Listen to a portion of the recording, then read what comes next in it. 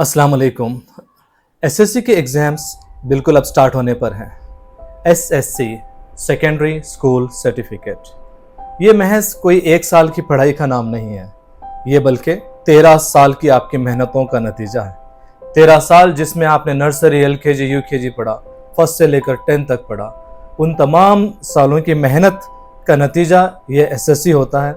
और ये एग्ज़ाम जो है पूरे आपके स्कूल का सर्टिफिकेट होता है। ये एक ऐसा एग्ज़ाम है जहाँ पर आपके पीछे आपके कई बेहतरीन टीचर्स ने 13 साल मेहनत की। ये ऐसा एग्ज़ाम है जिसके लिए आपके पेरेंट्स ने 13 साल आपके पीछे पीछे मेहनत की। उन्होंने कई कुर्बानियाँ दी ताकि आप इस एग्ज़ाम में बेहतरीन मार्क्स से पास हो जाए। ये एक ऐसी क्लास होती है जहाँ पर बच्चा जब एडमिशन लेता है तब ये सोचता है कि एक ना एक दिन मैं इस बड़ी क्लास में ये भैया के जैसा, ये दीदी के जैसा पढ़ूंगा। और जब ये ख्वाबों की क्लास आ जाती है तो आप अपनी दिन रात की मेहनत इसके पीछे लगा देते हो। न जाने कितने ही एग्जाम्स, टेस्ट, बुक्स आपने लिखे पढ़े इस एक एग्जाम के लिए। न जाने कितनी ही रातों की नींदें आपने कुर्बान की, न जाने कितनी ही दावतें आपने इस एग्जाम के लिए कुर्बान की।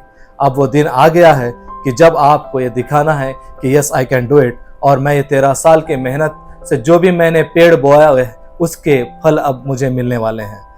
तो अब आपको ये चाहिए कि आपने जो भी अपना बेस्ट दिया है, राइट, उस बेस्ट को आप पेपर के अंदर लेकर आए।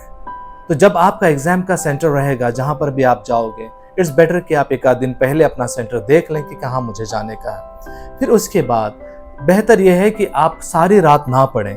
रात का एक अहम तरीन वक्त जो होता है वो आपको नींद के लिए बहुत ज़रूरी है। आप आराम से सो जाएं, रिलैक्स हो जाएं उस वक्त में, और सुबह जितना हो सके अर्ली मॉर्निंग उठें और थोड़ा सा रिवीजन कर लें। मैं इस बात का बिल्कुल ख्याल नहीं हूँ कि लास्ट मिनट रिवीजन जो आप एकदम सेंटर को जा रहे हैं तो भी पढ़ रहे हैं, सेंटर के पास भी बाहर ठहर कर पढ़ रहे हैं, या आप सफ़र में हैं सेंटर के लिए आप पढ़ रहे हैं, ऐसे मत करिए। आप अपना जो भी रिवीजन कर लीजिए एक दिन पहले और सुबह थोड़ा सा रिवाइज कर लेके आप एकदम रिलैक्स रहिए। जब आप घर से निकल रहे हो उस वक्त ज़रूर अपने माँ बाप की दुआएं लेकर जाइए, उनके पास जाइए, उनको झुककर सलाम करिए और उनसे दुआएं लीजिए। अपने बड़े बुजुर्ग जो भी घरों में हैं, नानी दादी वगैरह, उन सब से मुलाकात करके उनकी दुआएं लेकर जाइए। अरे जो माँ की दुआ से मूसा सलाम के वाक़े में आपने सुना होगा कि जो माँ की दुआ अल्लाह के गुस्से को ठंडा कर दे सकती है, क्या वो दुआ आपको एग्ज़ाम में पास नहीं करा सकती? बिल्कुल करा सकती है। अल्लाह ताला की रजामंदी अपने हर काम में बहुत ज़रूरी होती है।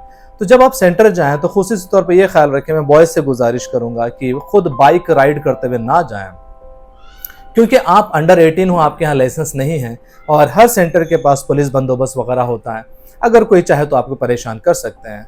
तो अमूमन बॉयज़ करते हैं कि एक एक गाड़ी पर जो है 2-2, 3 दिन बच्चे बैठकर सेंटर चले जाते हैं। आपके तमाम सेंटर्स आप देखे होंगे कि आपके मकान के बहुत करीब में होते हैं। 10 से 15 मिनट की वॉक पे भी आप पहुंच जाएंगे, या अपने घर में कोई है तो उनको कह दीजिए कि आप उनको वहां पर ड्रॉप कर दें, ज़रा बेहतर रहता है। सेंटर पहले दिन आप जो है सुबह 8:30 पर पहुंच जाएं, 8:30 पर पहुंच जाएं, अपने सेंटर पर रिलैक्स रहिएगा। वुमन सेंटर्स के बाहर जो है आपके रोल नंबर वाइज रूम कौन सा अलॉटेड है अंदर लिखा होता है, आप वो रूम देख लीजिए कहाँ पर आपको जाना है। तो जब सेंटर में चले जाएंगे तो आपको आसानी हो जाएगी। और सेंटर में जब आप जा रहे हो तो कोई भी इलेक्ट्रॉनिक डिवाइसेस लेकर मत जाइए। स्पेशली आपकी जो घड़ी होनी चाहिए वो एनालॉग होनी चाहिए, कांटे वाली होनी चाहिए। नंबर्स की घड़ी भी अलाउड नहीं है, स्मार्ट वॉच तो बिल्कुल अलाउड नहीं है। और जो आप कंपास बॉक्स यूज करते हो, ज्योमेट्रिकल बॉक्स यूज करते हो, उस बॉक्स के ऊपर कोई पॉलिटिकल मैप, वर्ल्ड मैप या फिर ट्रिग्नोमेट्री के कोई साइंस वगैरह नहीं होनी चाहिए। इस चीज का आप ख्याल रखिएगा। और जो एग्जाम पैड भी आप इस्तेमाल करोगे उस एग्जाम पैड के ऊपर कुछ भी लिखा हुआ नहीं होना चाहिए। आप कोई भी अट्टे का transparent PVC exam pad use कर सकते हो, लेकिन उस पर कुछ प्रोवर्ब्स, कोटेशंस वगैरह लिखे हुए नहीं होने चाहिए। आप बिना झिझक शूज, चप्पल कुछ भी पहन के जा सकते हैं, ऐसा कोई ऑब्जेक्शन नहीं है। लड़कियां बुर्का पहनकर बिल्कुल जा सकती हैं, कोई ऑब्जेक्शन इसके लिए भी नहीं है। हाँ, लड़कियों और लड़कों से मुझे खासतौर पे गुजारिश करता हूँ कि सुबह घर से आप निकल रहे हो तो थोड़ा सा नाश्ता हल्का फुल्का क्यों नहीं कर जाइए।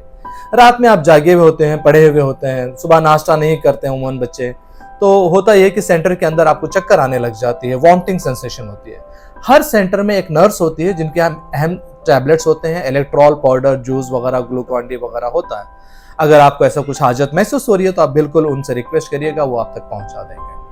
तो सेंटर में जाने के बाद 8:30 पर आप वहां रहोगे और आपको 9 बजे सेंटर के अंदर छोड़ दिया जाएगा। तो जैसे ही आप अपनी प्लेस पर चले जाओ तो थोड़ा अपने बेंच के आसपास चेक कर लीजिए कि कहीं कुछ लिखा करा तो नहीं है, कहीं कुछ पेपर पड़ा तो नहीं है। बेंच के नीचे की तरफ भी थोड़ा सा आप चेक कर लीजिएगा, आपके लिए बेहतर है।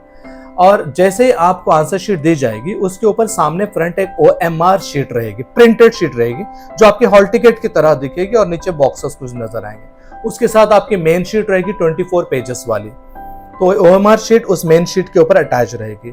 तो आपको कुछ करना नहीं है, OMR शीट के ऊपर एक जो है नीचे मेन शीट पर एक 3 डिजिट का नंबर होता है, वो नंबर OMR शीट पे 2 जगह लिखना है, दैट्स इट, और साइन करना है। तो जब आपके सामने हॉल टिकट दिया जाएगा, आपको मैप दिया जाएगा, मैप दिया जाएगा आपको,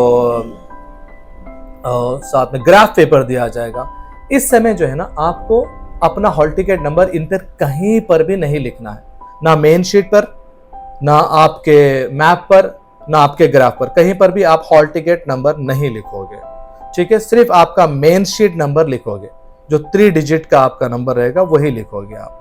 हाँ, हॉल टिकट नंबर आपको आपके क्वेश्चन पेपर पर लिखना है, क्वेश्चन पेपर पर।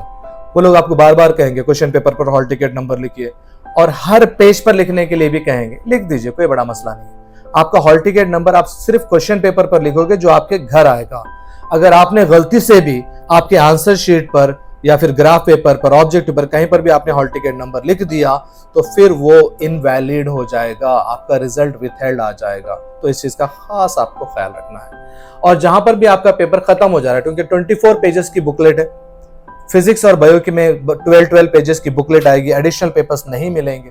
तो आपको जैसे ही बुकलेट का जहां पर भी आपका आंसर्स खत्म हो गए, मान लीजिए उसके बाद 3 पेपर 4 पेपर बच गए, तो आपका जहां पर भी आंसर्स खत्म हो रहे वहां पे आप दी एंड बोलकर लिखोगे, दी एंड बोलकर लिखोगे, और वहां पर इन्विजिलेटर साइन करेगा। रिमेनिंग पेजेस जो रहेंगे उस पर सिर्फ ऐसे लाइंस डालकर छोड़ देना, पेपर के ऊपर लाइन डालकर छोड़ देना, दैट्स इट, कि यहां पर कुछ लिखना नहीं है आपको। ठीक है, और जब ऑब्जेक्टिव आएगा तो आप खास तौर पे ख्याल रखिएगा, मेन शीट के नीचे जो है आपका ग्राफ है अगर, या फिर जो है कोई और अटैचमेंट जैसे होता है वो आ गया, उसके नीचे ऑब्जेक्टिव आएगा, ग्राफ या फिर मैप, उसके नीचे ऑब्जेक्टिव आखिरी में आप टाइप करेंगे। ठीक है, ये चीज का ख्याल रखिएगा। उर्दू के पेपर में ये आपको ख्याल रखना है कि उर्दू का पेपर सामने से ही लिखेंगे लेकिन उल्टा लिखेंगे, पीछे से नहीं स्टार्ट करेंगे।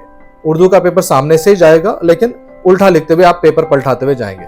ठीक है, ये चीज का आपको उर्दू के पेपर में ख्याल रखना है। ठीक है, और सेंटर में पूरा आखिरी तक आप बैठोगे, पूरा पेपर का टाइम होने तक आप बैठोगे, ऑब्जेक्ट वगैरह करोगे, और पूरा पेपर होने के बाद एक बार सुकून से आप रिलैक्स होकर पूरा पेपर दोबारा रीचेक करिए। अटेम्प्ट ऑल द क्वेश्चंस, कोई भी सवाल को आप छोड़िएगा मत, आप सारे के सारे क्वेश्चंस को आप अटेम्प्ट करिएगा। और फिर इस चीज़ का खास तौर पे ख्याल रखिए कि जहाँ पर कोई अहम टर्म्स आ रहे हैं, मेन टर्मिनोलॉजी, कीवर्ड्स आ रही है, तो हो सक रहा है तो उसको थोड़ा सा अंडरलाइन कर लीजिए। बिल्कुल इंक पेन, जेल पेन नहीं यूज़ करना है, स्केच पेन तो बिल्कुल यूज़ नहीं करना है, क्योंकि ये पेन्स जो है ना पीछे की तरफ ब्लॉट कर देते हैं तो पेपर गंदा हो जाता है। हाँ, कुछ हाइलाइटर्स यूज कर रहे हैं तो आप कलर पेंसिल्स या क्रेयॉन्स यूज करिए, ये बेहतर रहेगा, वरना डेकोरेशन के कोई मार्क्स नहीं होते, आपका जो कंटेंट है वही लिखा जाता है। मेन पॉइंट जो भी कीवर्ड्स रहेंगे उसको अच्छा से आप सुकून से लिखिएगा। मैं तमाम बच्चों से गुजारिश है कि आपने इतने साल मेहनत की इस चीज़ के लिए, अभी एग्जाम्स के टाइम को अच्छा से इस्तेमाल करिएगा, रिविजन्स जो है घर में आराम से करिए। हर एग्जाम के बीच में आपको माकूल दिनों का गैप आ रहा है तो आप उसको अच्छा से प्लान करिए, और आपको कुछ भी डाउट्स, क्वेश्चन, क्वेरीज होते हैं तो अपने अपने स्कूल जाकर वहाँ पर उन टीचर्स से मुलाकात कर भी आप वो डाउट्स, क्वेरीज को आप सॉल्व कर सकते हैं। ठीक है, और गवर्नमेंट स्कूल के बच्चों को तो खासतौर पर बुलाया भी जा रहा है स्कूल्स पर जब भी एग्जाम नहीं होता है। प्राइवेट स्कूल्स के भी वहाँ पे टीचर्स अवेलेबल होते हैं, आप लोग जाकर मिलेगा, कुछ डाउट्स है तो क्लियर कर लीजिएगा। अल्लाह ताला से दुआ है कि अल्लाह ताला आपके एग्जाम्स को पुरसुकून से गुजारे, आपको बासेहत रखें और आपको बेहतरीन नंबरों से इन एसएससी के एग्जाम्स के अंदर कामयाब करे। जज़ाकल्लाह खैर, थैंक यू।